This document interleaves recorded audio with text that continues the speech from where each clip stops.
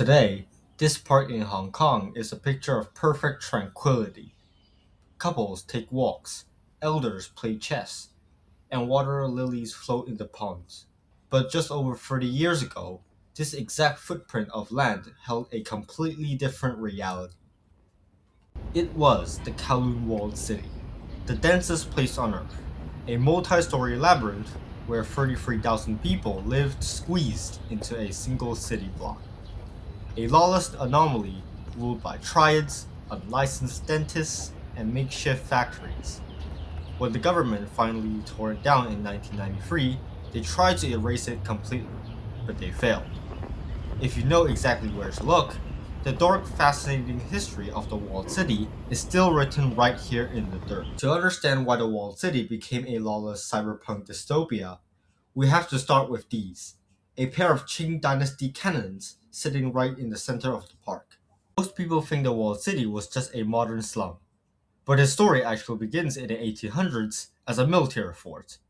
The Chinese Empire built a massive stone wall here to keep an eye on British troops who had just taken over Hong Kong Island across the harbor.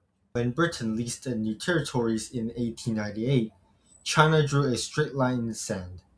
Britain could have the surrounding land, but the fort belonged to Beijing. The British agreed, creating a bizarre geopolitical loophole. As the decades rolled on, Chinese officials completely abandoned the site. Yet, British police still lacked the legal authority to step foot inside. This tiny plot of land became a total diplomatic black hole, a place with no taxes, no building codes, and zero police jurisdiction.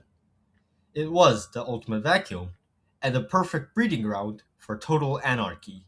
This brings us to the ultimate relic of the park, the remnants of the original South Gate. During World War II, the occupying Japanese army tore down the city's massive stone walls to expand the nearby Kai-Tak airport. Without its walls, the city was visually open, but legally, it remained a sovereign vacuum. Squatters and refugees flooded in. Because there were no architectural laws, people simply built on top of existing buildings. Monolithic concrete blocks fused together. Alleyways became narrow, damp tunnels dripping with sewage and stolen electricity. If you look closely at the Southgate ruins today, you can see the old iron drainage pipes. In the 80s, thousands of these pipes ran overhead like a canopy of plastic vines. You literally had to carry an umbrella through the indoor alleys just to avoid the dripping wastewater. It was a self-governing city of darkness where children played on rooftops because the ground below hadn't seen sunlight in decades. Amidst that chaotic concrete jungle, this single building managed to survive. This is the Yamen, the original Chinese administrative headquarters built in 1847. When illegal high-rises began shooting up uncontrollably, the residents deliberately spared it. The megaslum literally grew around the structure, encircling like a wall of concrete giants and leaving the Yamen sitting at the bottom of a deep, open-air courtyard. Because it was the only open space left, it became the heart of the community. It served as a school, a clinic, an almshouse, and a church. It's a silent witness to the resilience of people who lived here. They weren't all criminals. The vast majority were ordinary weavers, plastic manufacturers, and families just trying to survive in a city that technically didn't exist.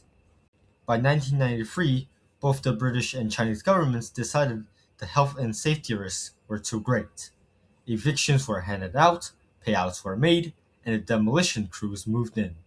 The walled city is gone, immortalized only in video games like Stray or movies like Twilight of the Warriors. But next time you walk through this peaceful green park, remember to look down at the stone ruins and iron cannons, because beneath the grass lies the ghost of Earth's greatest accidental anarchy.